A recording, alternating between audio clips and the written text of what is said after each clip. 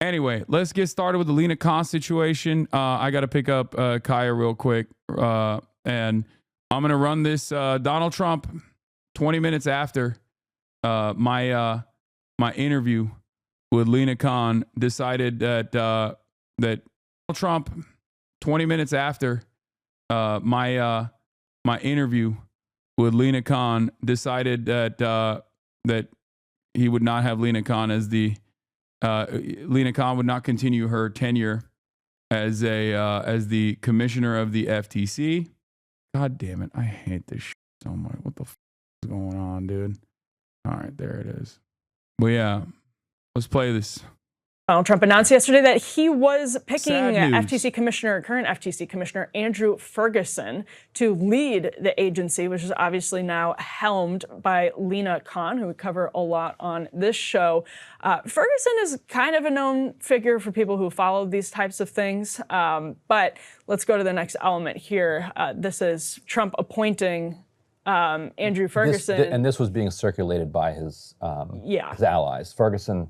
There's some question as to whether or not Ferguson himself was circulating this, but certainly his allies were circulating this. And if you're just watching it, if you're just listening to it and not watching it, Emily, this is kind of not great if you like Lina Khan. Yeah, it's a big chunk of text, but it says, successfully fought to end the Biden FTC's anti-business policy of refusing to end merger investigations early and allow firms to close their deals as soon as the FTC finds no competitive harm. Represented Virginia and numerous other states in a landmark antitrust suit against Google's ad tech monopoly. So I just want to note those two things being literally together in the bullet points. This is the nuance of the right's opposition to Lina Khan.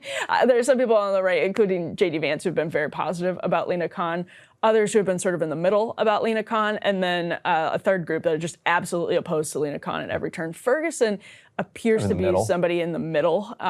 So like you can see they're bragging there about him being part of the antitrust monopoly suit against Google. I'm sorry, the ad tech monopoly suit against Google. Obviously, it's an antitrust one as well, and then the next bullet point is about overreach, right? Antitrust overreach, and that's sort of interesting. Yeah, that sheet talk, that memo talks a lot about being too tough on mergers. That Lina Khan's too rough on the business community. That they're going to do a lot of deregulation. It's ironic and almost poetic and anti-poetic, whatever, that Trump made this move, ousting Lina Khan and replacing her with Ferguson on the same day that one of her most significant victories came through. If you can put up this this Fox Business article on the screen next, the Kroger Albertson merger was blocked as a $24 billion merger that Lina Khan had fought, and arguing not just that it would be bad for consumers.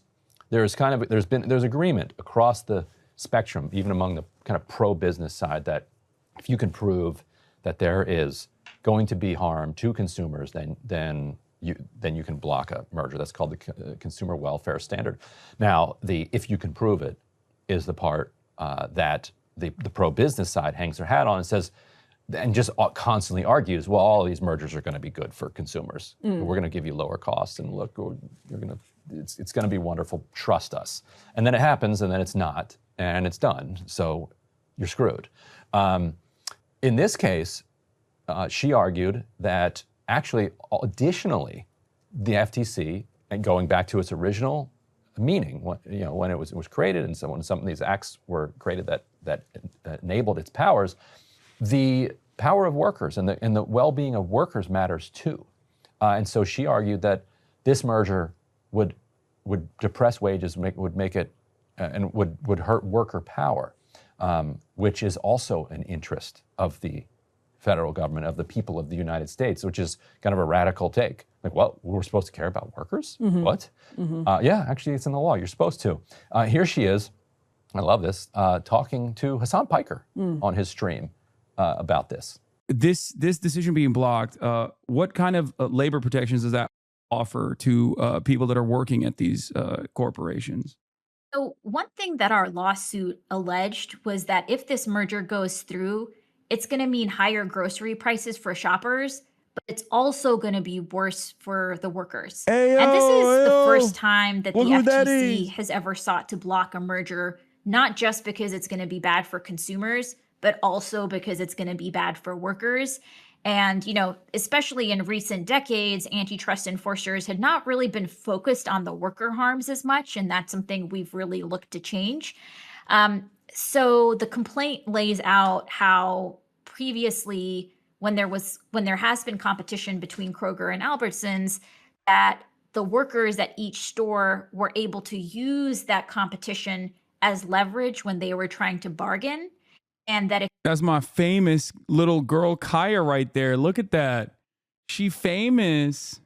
If you allow these two companies to merge, that leverage that comes from having a potential alternative employer or an alternative store where customers can go if there's a strike, but eliminating that leverage point and bargaining leverage would ultimately be bad for workers. So again, this is still being litigated, but that was in the complaint as an explanation for why this merger would be bad for workers.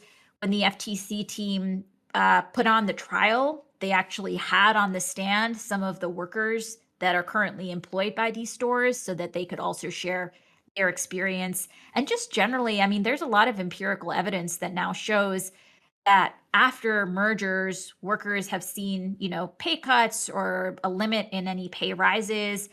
You often see layoffs. You can see workers have less negotiation power to figure out, will I even have a stable, predictable schedule? And so, these are all dimensions of competition on the labor front that are important to protect for people.